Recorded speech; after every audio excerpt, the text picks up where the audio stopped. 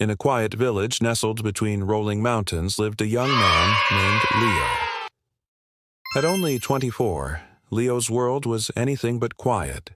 His mind was a relentless storm of thoughts, a constant whirlwind of past regrets and future anxieties that left him weary and restless. The past haunted him with sadness, while the future loomed large with worry. This inner turmoil robbed him of his peace, stole his sleep, and even made him forget the simple joy of a smile. Leo felt trapped in the chaos of his own mind, unable to find a moment of calm. Desperate for a way out, Leo heard whispers of a wise old man living in a distant hill village.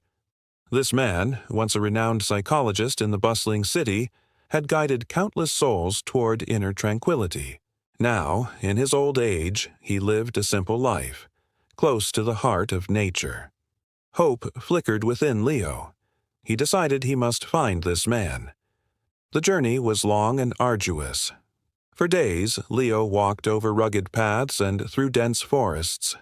Finally, exhausted but determined, he arrived at a small, humble house. There on the porch sat the old man, his eyes closed, an aura of profound peace surrounding him. He seemed as still and serene as the ancient mountains themselves. Timidly, Leo approached. "Grandfather," he said, his voice barely a whisper, "my mind is in constant turmoil. I can't stop the endless thoughts. I yearn for peace in my heart. Can you please help me?" The old man opened his eyes and they held a gentle, knowing light. He smiled warmly at Leo. "So, it is peace you seek?" he said.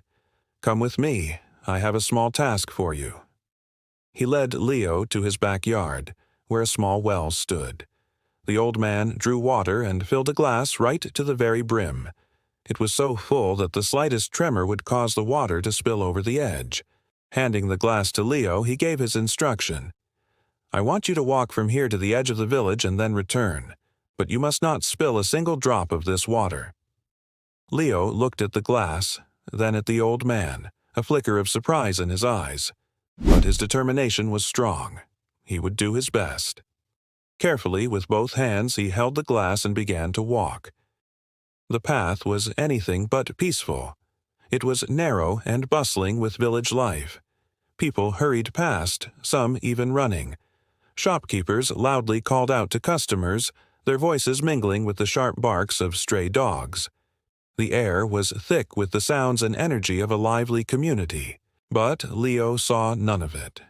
His entire world had shrunk to the shimmering surface of the water in the glass. His eyes were locked on it, his focus absolute. He walked with slow, deliberate steps, his body a study in concentration. He was aware of people looking at him, their curious gazes following his strange procession, but their presence was a distant blur. Nothing could penetrate the bubble of his focus. He was the walker, the glass, and the water.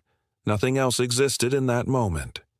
Finally, after what felt like an eternity, Leo returned to the old man's backyard. He held out the glass, his face glowing with a quiet pride. "Grandfather, I did it," he announced. "I didn't spill even a single drop." The old man nodded, his gentle smile returning. "That is excellent," he said.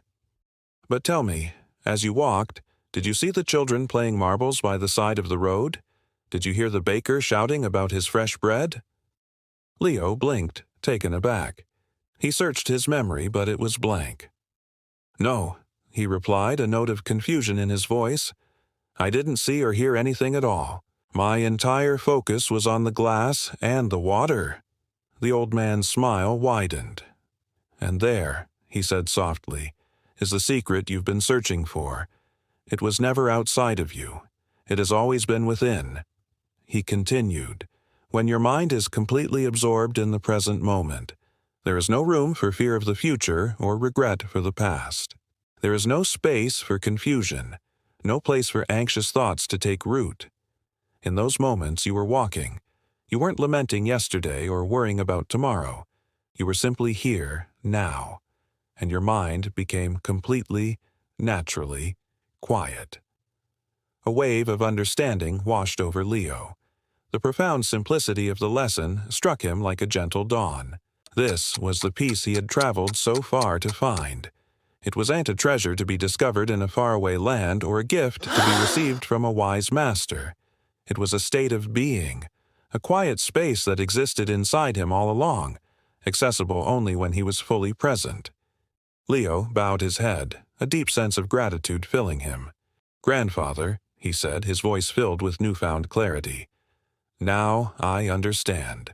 To calm the storm in my mind, I must anchor myself in this very moment. That is where true peace resides." The old man simply nodded, his work complete. As Leo began his journey home, the world looked different. The colors seemed brighter, the sounds clearer. He was no longer the same restless young man who had set out in desperation. A quiet confidence now settled in his heart. He carried with him not a glass of water, but the profound knowledge of how to find the stillness within. He had learned that the key to an empty, peaceful mind was a full, present heart. This story reminds us that peace isn't about escaping our lives, it's about being fully present for them. If you're struggling with a restless mind, remember Leo's lesson. Focus on one thing, right here, right now. Your breath, the feeling of your feet on the ground, the taste of your tea. You have the power to calm your own inner storm.